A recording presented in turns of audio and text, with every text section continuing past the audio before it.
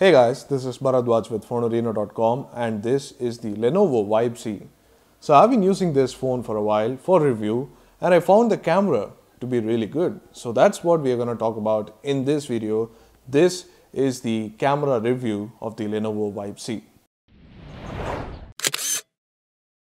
So there you go, that's the camera of the Lenovo Vibe C.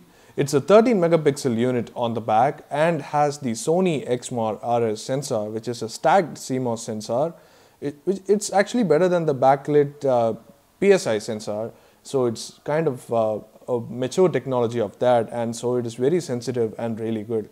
But Lenovo has coupled it up with a bright, fast lens. It's a f1.8 lens, which is just big aperture so that it can take really well lit low light photos. So that's what Lenovo claims, and it's almost the same module as the K900. As you might have seen in our K900 review, we really loved that camera and we hope to see the same performance in this too. But before that, let's just go through the camera interface. The hardware wise, this is the camera, the dual LED flash and the secondary microphone here for stereo recording, but the camera interface is the real differentiator here. So going into the camera, so here's the interface guys, the interface of the Lenovo Vibe C, which is very similar to the K900. So let's quickly go through the interface. Here are the video and camera toggles, the shutter buttons of camera and video respectively, the gallery thumbnails. You have a lot of effects. This is lens, magic, colors, so you have a lot of them.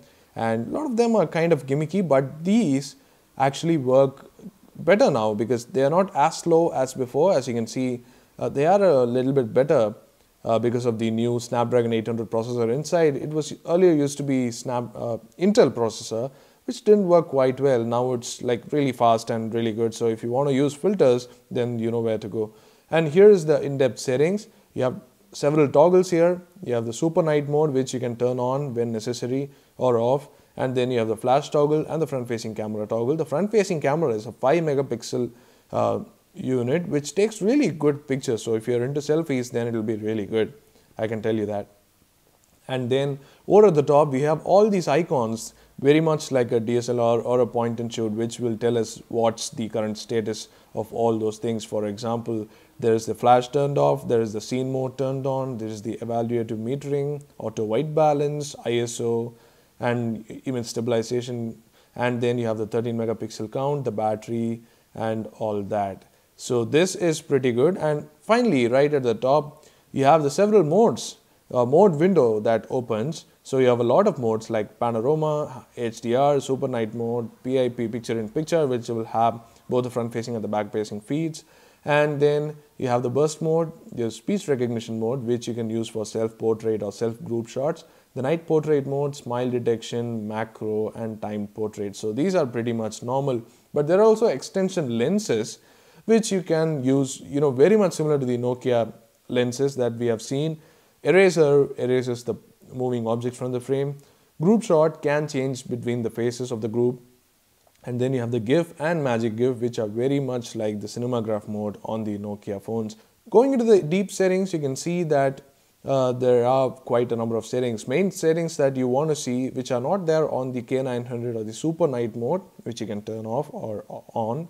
And then you have the switch CCD camera, which is pretty normal. Then you have the resolution. You can see that you can shoot at 10 megapixels in wide, which we have used for most of the pictures. But you can use also 4:3 with 13 megapixels. Advanced settings include settings for ISO, white balance, and setting the refresh rate of the camera. You can also set a lot of settings for metering, which is kind of cool for a phone. And other settings are pretty normal, like you can turn camera animation on or off, you can change the focus mode, and you can also have the setting for the volume key. So these are the settings, and that's the whole interface demo of the Lenovo Vibe C. But let's talk about the photos, the camera performance specifically.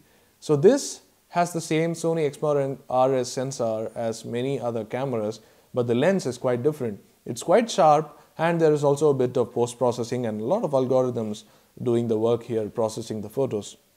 So a lot of differences here, but we found that the images are a lot better in many conditions than K900, at least objectively looking right now. But we'll do a side-by-side comparison and see which is better. But for now, take a look some of these samples that we shot here in Barcelona. Here are some of the daylight samples. We took a lot of different conditions also. So let's start with daylight samples.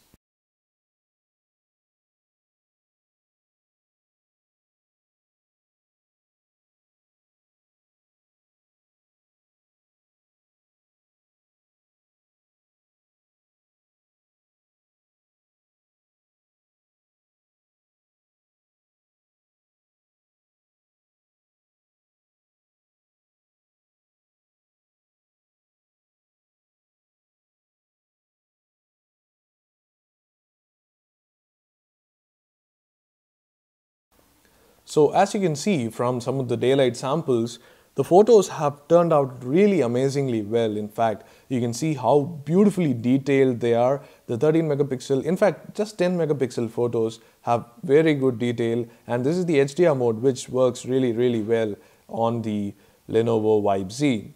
The K900 also exhibited similar characteristics, but we found that the Vibe Z is certainly much better here. Everything looks very sharp and detailed on the Lenovo Vibe Z. So this is the normal photo and this is the HDR photo. You can obviously see how better the HDR photo is, and there is not also a lot of processing going on here. Look at the detail on this photo. There is not a lot of processing going on. It's really smooth. There is no edge sharpening. There is no edge enhancement or something like that. You can see that the photos are really natural and indicative of what the raw performance can be like. So HDR is a really good mode, and if you're using it in daylight and can keep the phone steady, HDR mode is definitely recommended. But even the normal daylight modes, this is without HDR, and you can see that it has come out really well too. But in certain conditions, HDR has worked out better. So this is a whitewashed normal photo, and this is a much better rendition in HDR. A really nice collage of all that. Still there is some haze here, but we think it's much better. So this is the daylight performance of the Lenovo Vibe Z. It has great performance, and you can check the full resolution samples at the link below. All the camera samples are there, and take a look at them and see how good they are. So that's the daylight performance, but we also took several macro shots to test out the camera's performance up close, because a lot of people like to photograph food and flowers or something like that. So we tested that out. You can check the camera samples now.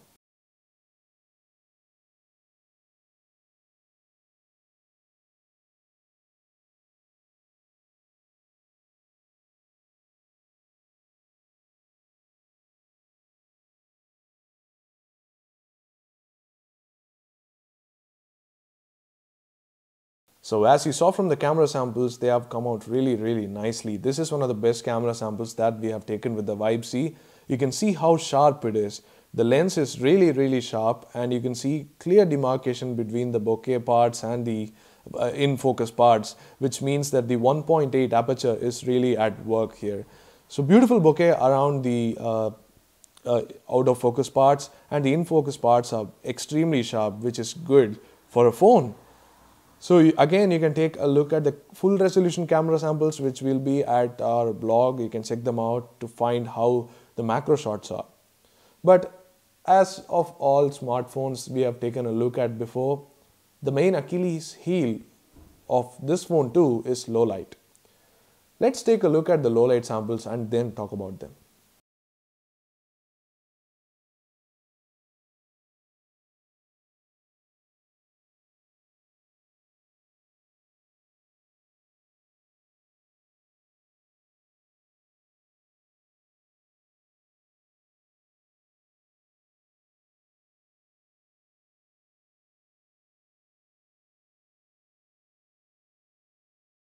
So as you saw from the samples, being one of them, you can see that the detail is not exactly prevalent in the low light photos. The low light photos are absolutely good if you look at them on this screen, but if you blow it up or if you look just closely, you can see how much of detail is lost here.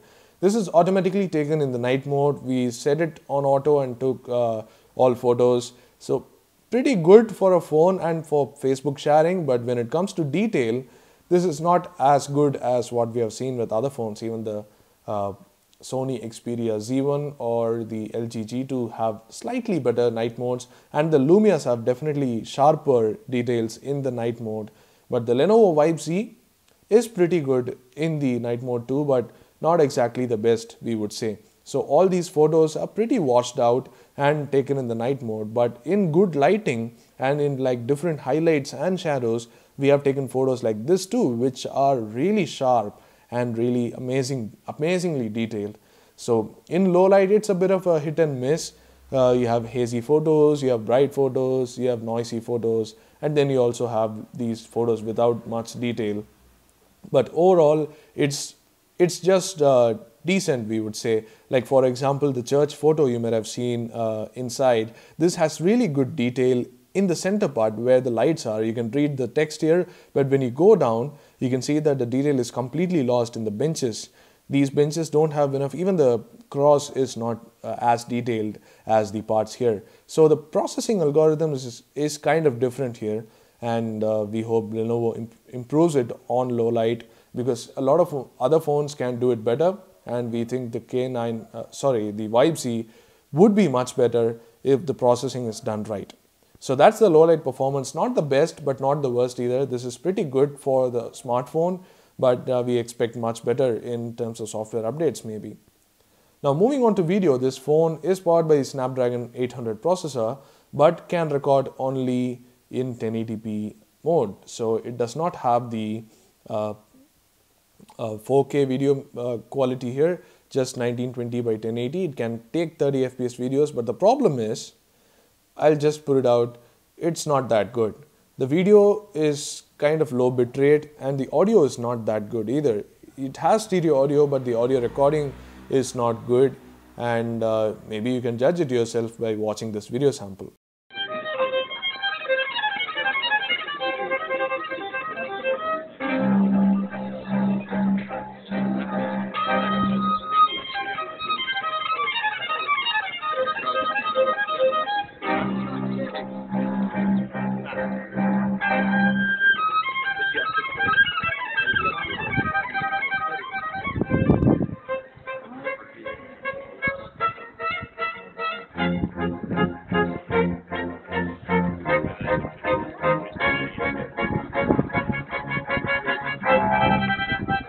So there you go, you saw the video sample, you can judge it yourself. It's not that good, so we wouldn't really recommend the Lenovo Vibe Z for the video camera. But otherwise, this is a really awesome daylight and even in artificial lighting scenarios. So beautiful camera, 13 megapixel f1.8 aperture. Lenovo has done it again. The K900 was really awesome. This is even better. You should definitely check out all the full resolution samples in the blog, and you'll know how awesome it is. So that's it from me, Bharadwaj, signing off. This is the Lenovo Vibe Z's camera review.